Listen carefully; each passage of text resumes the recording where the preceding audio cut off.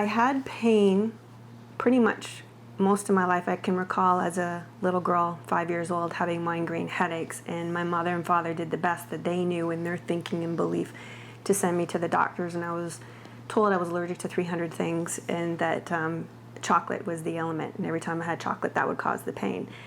I'm 35 years old, and I finally, well, not now, I'm much older now, but when I was 35 years old, a few years ago, I realized that that wasn't it at all. I was just experiencing a tremendous amount of vibration and processing vibration, which is processing energy, processing information of others, processing information of my own, releasing that information and tapping into something new. I was evolving.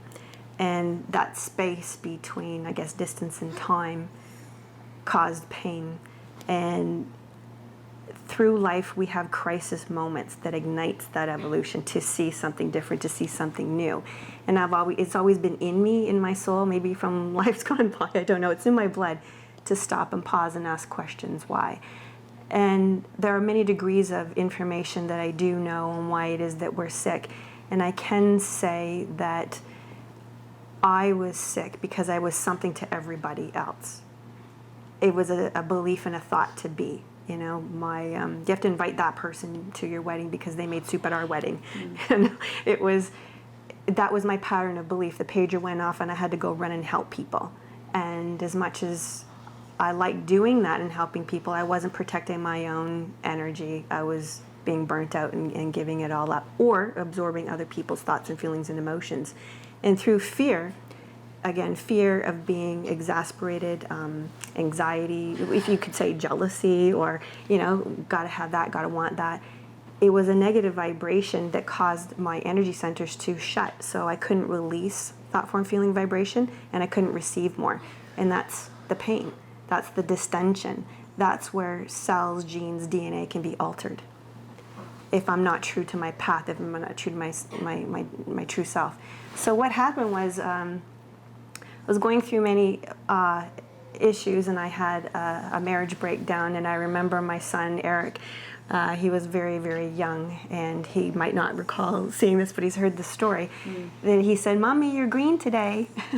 And I said, "Oh, what color am I normally?" And he goes, "Red." It was just a matter of fact, red. Right. And I said, "Draw a picture for Mommy what you see."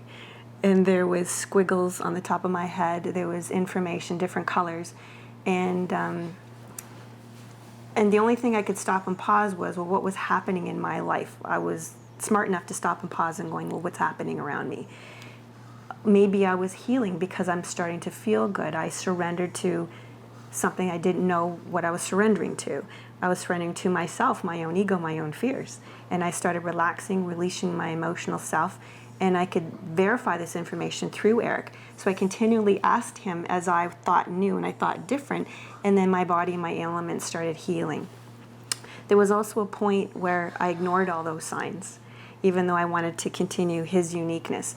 And when he was ready, he was led to ask me something. I just knew with my intentions I had to be open to receive whenever he was going to be open to give me signs and clues. I started writing about it in detail. Eric's 18 now, and I think there's been a period of about 13 years, maybe 15 years that we've been writing about this information, which just keeps evolving because that's my intention, to learn more, to spark more, to know more. And I think that when I finally went back to real estate and sold even more, it started escalating more. The problems started escalating. And this time they were looking at MS, pre-cancerous cells in the cervix. There was issues that I didn't know what was happening, was escalating. And I lied down on the floor, I remember right here, because doctors didn't have answers to the information I was looking for. And just something in me did not want to choose to have radiation. I didn't know why. I just knew that that wasn't for me. I wasn't going to be sick. That's not my choice. It was my choice not to, I suppose, ask for this medication. I wanted to see something new. That was my spark of consciousness. This crisis sparked my consciousness. I'm going around this. So I lied on the floor, and I remember I must have asked because I could see my consciousness outside my body. I could see colors. outside my head when I closed my eyes. I could see myself outside my body. So I thought maybe there's something more to this brain, or the way we're consciously thinking, that maybe there's information outside of myself that can see this information. And that's how I was looking at it. And I heard a voice. When you're in crisis, I remember hearing a voice, and put your hand here, pull and push. And all of a sudden, 10 minutes before I was supposed to, I guess, call this doctor back, all the distension went away. I could breathe. I had symptoms that were relieving instantly. And realizing there's something to this. And I phoned him. He said, "You're coming in for the operation?" I said, "No, I'm not." He goes, "What do you mean you're not?" And I didn't want to answer. I just said, "I'm not. I'm fine." And that was how long ago? That was 3-4 years ago, the last bout of it. I haven't been sick since. And I suppose maybe I'm sensitive. Maybe I'm more sensitive to other people, to being sick, because maybe the universe is kicking me pretty hard to drive myself on a certain path. And I'm finding that very, very true, because it was Eric who said when he was little, "Mommy, you think you sell real estate, you really help people." And what I ignored was he was teaching me about who I was, my authentic self. Yeah, let's bring you into this now, Eric, because you've seen this whole process. And I mean, not that you necessarily remember when you were that young what you had said to your mom, but you've seen the changes in her and what she can do. And, you know, from your perspective, how has it been to see this transformation in your mom and what she's doing? Well, first off, I'm very proud of her, but just because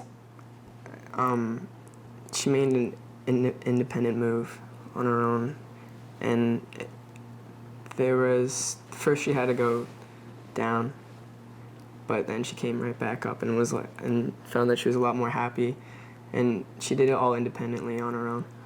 And she took a big step. I mean, you know, she had a solid career, was doing very well. It's not like, you know, life was really bad and you decided, oh, well, maybe I'll just try this, right? She gave up something pretty major to follow what everything instinctually was telling her to do. And you saw that, and as you said, you admire that. Did at any point you ever think, okay, she's crazy, she's lost it, what is she doing here? Well, of course, but I mean, to give up a job that you're truly one of the best at, and to leave a life that normally everyone else lives, would seem crazy to anyone. But in the end, and we can see now that it was for the better. Now you see people come in and out of this house all the time, because it's your house is the hub. It's where, you know, Nadine, you help a lot of people. What are some of the things that you've seen? Have you seen success in what your mom's doing? Oh yeah, of course. Even people that I see people that are here for the first time. Whenever my mom usually has clients over is when I get home from school, and sometimes I'll sit down and talk with them along with her.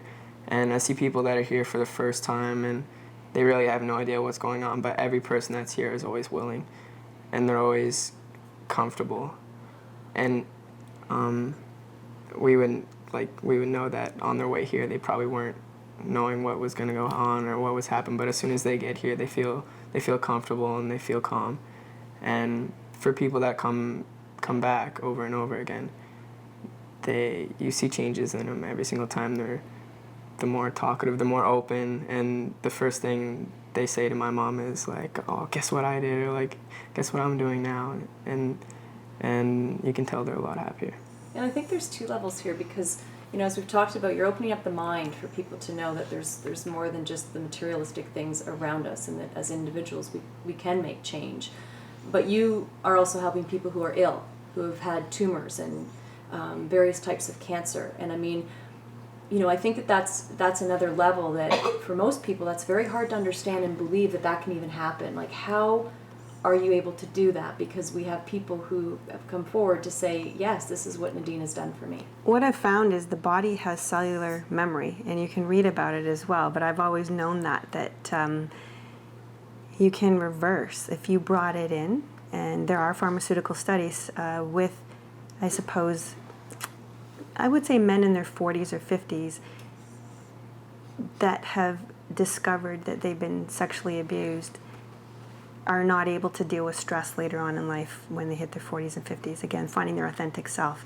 and they find that their cells and genes are altered, and that there are also physical ailments, not only psychological effects, but pharmaceutical companies have drugs now for that particular. So they've proven that.